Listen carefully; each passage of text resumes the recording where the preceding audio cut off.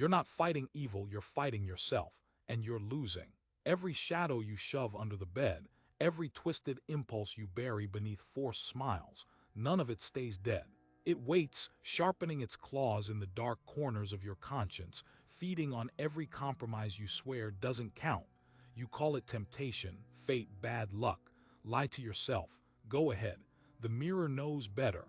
What if the darkness you fear is the piece of yourself you've been running from? Look around, saints who snap, heroes who betray, lovers who scorch everything they claim to protect. Same pattern, same scarlet fingerprint. The real devil doesn't need horns or sulfur. He just needs your reflection, cracked enough to let him slip through.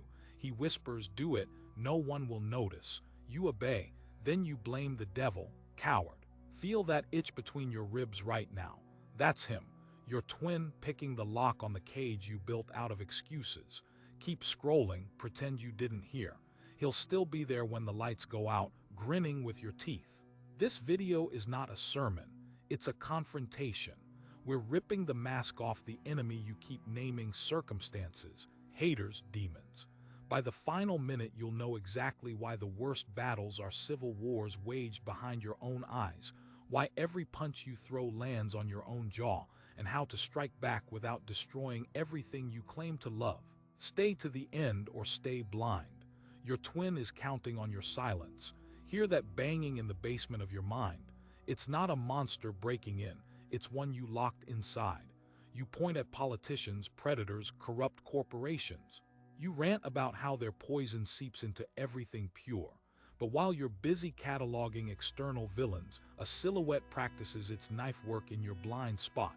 It has your posture, your cadence, your fingerprints on the handle.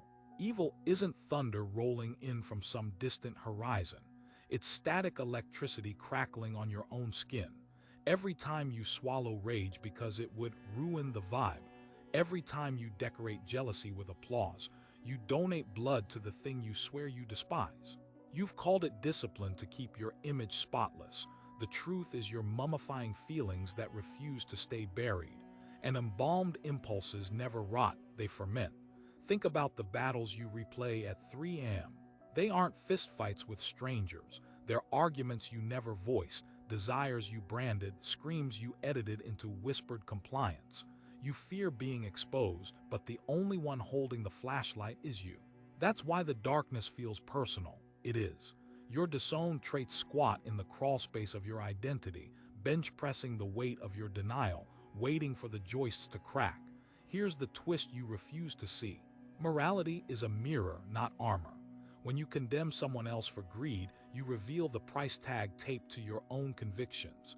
When you broadcast righteousness, you're negotiating with the part of you drafting a loophole. Condemnation is confession written in code. You can keep pretending yours is under siege by outer demons, but check the casualty list. Friendships ghosted because their success sliced your pride. Projects shelved because they threatened to reveal your mediocrity. Lovers suffocated by your need to control. None of these skirmishes happened in foreign territory.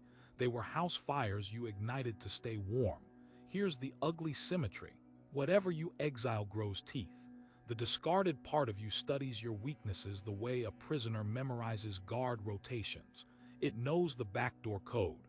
Every time you brag about conquering temptation, you hand it a map of your defenses. So keep swinging at phantoms if you want. But understand this, your twin isn't impressed by your virtue campaign.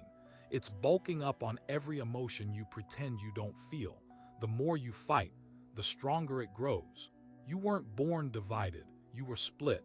Picture a child laughing too loud, commanding attention, and getting shushed into shame. Stop showing off. A sliver of boldness gets amputated. A boy cries when his world cracks and the adults flinch. Man up. His grief gets crammed into a rusted lockbox labeled weakness. A girl questions the rules and feels the silent withdrawal of love. Good girls don't ask why. Her curiosity gets stuffed into a soundproof closet. Fast cuts. A teenager swallows rage because anger makes them difficult. A young woman flattens her ambition to fit a fragile man's expectations. A son watches his father drink shame into silence and learns to smile over bleeding gums. Every time you flinch to survive, you make a trade. You trade parts of yourself, wild, radiant, honest parts, for scraps of approval. You become your own taxidermist, skinning down your instincts, polishing your raw edges until you look good enough to be loved. You think you're pruning flaws, you're planting explosives. The shadow isn't born from evil, it's born from exile. It's stitched from every impulse you were told was too much, every hunger labeled wrong, every dream dismissed as selfish. It sews itself together out of your discarded howls, your censored laughter, your gagged rebellions. It learns to speak in code, nightmares, addictions, slips of the tongue, trembling hands when no one's watching. You think you've buried it. You think repression equals death, but nothing you exile truly dies. It just sinks lower, grows colder, hardens into something patient and feral. And while you build your polished life above ground, perfect smile, curated virtue, neat excuses, the thing you banished sharpens its claws in the cellar, waiting, and everything you buried still breathes beneath the surface. You think ignoring it makes it weaker. You think hating it starves it. You think pretending you're better now chains it to the floor. You're wrong. The shadow doesn't die from neglect. It fattens on it. Every ounce of shame you pump into the locked door downstairs, it drinks like gasoline. Every moral speech you give yourself is another layer of muscle it adds to its frame. You lock the monster in the basement, but every time you call it disgusting, dangerous, unworthy, you slide another meal under the door. You think you're suffocating it. You're feeding it banquets. Denial is fertilizer. Repression is protein powder. Self-hatred is rocket fuel. The more you scream, "That's not me," the louder it laughs with your voice. Picture it. A creature stitched from every lust you denied, every hunger you muzzled, every fury you coated with polite words. It paces the dark, memorizing your weaknesses, lifting your discarded dreams like weights, sharpening its claws on the bones of your abandoned hopes. You hate your anger. It grows sharper. You bury your envy. It learns to slither. You pretend you're pure. It perfects camouflage. It doesn't need sunlight. It doesn't need applause. It thrives in your silence, your fake smiles, your trembling hands. It dines on the gap between who you are and who you pretend to be. And when it's strong enough, when your polite little self-image is soft and thin from all the pretending, it cracks the floorboards, not as some foreign invader, but as you, wearing your face, speaking your language, dragging your life into chaos with surgical precision. You can't starve what you refuse to face. You can't chain what you secretly fear. You think you're killing it, but you're giving it teeth. You keep waiting for some alien monster to show up and ruin you. You keep praying the evil stays out there, safely locked behind other people's mistakes. But here's the truth you're trying not to bleed. The devil isn't coming for you. The devil is you. Every time you rage at the world's cruelty, every time you whisper, "I would never," every time you rehearse your innocence, you are feeding the lie that you are separate from the darkness you fear. You think evil is some rare mutation. It's not. It's woven into your DNA. It's stitched between your best intentions, hiding in plain sight behind your charity, your virtue, your smiles that sometimes taste like vinegar. Look hard enough at your reflection, and you'll see the glint in your own eye. The devil is your twin, your mirror image, the part of you that learned survival costs morality, the part that knows sometimes betrayal feels like breathing, the part that smiles while reaching for the matchbook. What makes you so sure you're the hero of your story? Because you mean well, because you tell yourself you're better now, because your sins are smaller than the ones you love to condemn. Strip away the excuses, the slogans, the costume jewelry of righteousness, and what's left? You, raw, unfiltered, capable of anything. You are not fighting against some outsider. You are wrestling yourself, and every time you lose, it's because you never admitted who you were really up against. What if all the rage, the lust, the hunger, the pride, the stuff you buried so deep you forgot where you hid it, was never gone? What if it's been steering you, whispering to you, winning the war without you even knowing the battlefield? What if the thing you're most terrified to face isn't what you could become? What if it's who you already are? You think you're keeping the darkness at bay, But every ordinary day, you sharpen its claws without even noticing. You roll your eyes at the arrogant guy in the meeting, but secretly ache for the same attention he demands. Deny it, mock him. The shadow smiles. You judge the woman flaunting her ambition, but you're the one choking on dreams you're too scared to say out loud. Pretend you're above it. The shadow bulks up. You smirk at someone's breakdown, call it drama, but deep down, you're terrified of your own crumbling walls. Laugh it off. Shove it deeper. The shadow flexes. Every time you spot a flaw in someone else and slap a label on it, greedy, fake, weak, you're pointing a flashlight at a part of yourself you swore you buried. You think you're safe because you're on the right side of the insult. You're not. You're just feeding the beast below. You crave validation, but you armor it in false humility. You ache for connection, but you wear detachment like a bulletproof vest. You want power, but you disguise it as service. Every lie you tell yourself becomes another brick in the dungeon where your shadow trains for war. It's not the big betrayals that build it, it's the tiny ones. The polite envy, the edited truths, the I'm fine when you're anything but. You're not hiding your darkness, you're marinating in it, dressing it up in acceptable language, calling it maturity when it's really fear in a pressed shirt. And all the while, the thing you're most desperate to deny is keeping score, getting smarter, stronger, closer. You can point fingers. You can craft careful narratives. You can pretend your resentment, your desperation, your spite are just reactions to other people's flaws. But you're not fooling the devil in the mirror.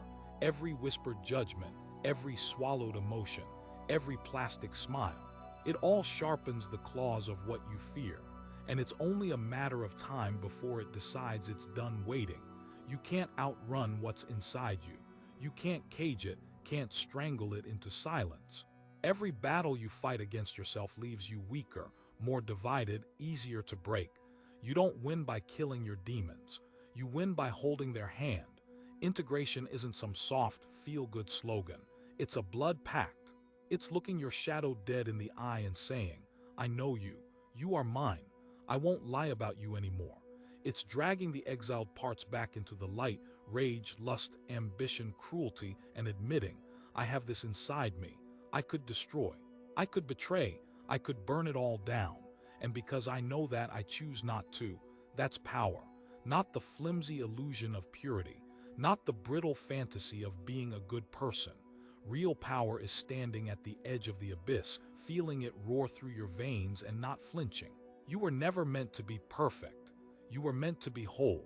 And wholeness demands you reclaim everything you tried to cut away, the hungers, the wounds, the brutal instincts that society told you to shame and hide. It demands you stop pretending you're the hero and start becoming something stronger than the hero, the honest one, the whole one. When you own your darkness, it stops owning you. When you name your hunger, it stops gnawing at your ribs in secret. When you admit the violence, the envy, the chaos, you stop leaking it into the lives of everyone you love. You want peace. It doesn't come from chaining your shadow.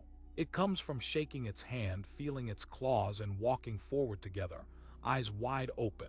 Because the truth is, the monster you feared wasn't trying to destroy you. It was trying to be heard, to be seen, to be healed. But what happens when you finally open that door? Opening that door isn't some cinematic moment of light washing over darkness. It's brutal, it's violent, it's personal. You don't walk in and find a monster weeping for forgiveness. You find yourself snarling, broken, beautiful in ways you never dared to imagine. Facing your shadow rips apart the polite illusions you've been hiding behind. It shreds the excuses, the fake smiles, the rehearsed humility. It shows you everything you are, and everything you could become if you had the guts to stop lying. And if you can stand it, if you can meet that gaze without flinching, you unlock something the cowards and pretenders will never touch. You unlock real power, the courage to speak when you're afraid, the clarity to want what you want without apology, the strength to make war with your weaknesses and still love yourself in the wreckage, the ability to walk into chaos and not lose your center, not because you're invincible, because you know exactly where the bombs are buried inside you and you've made peace with them. This isn't sainthood. This isn't perfection.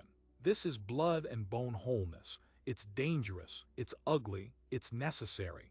Freedom doesn't come from chaining your darkness. Freedom comes when you can sit beside it, hand on its shoulder, and say, I see you.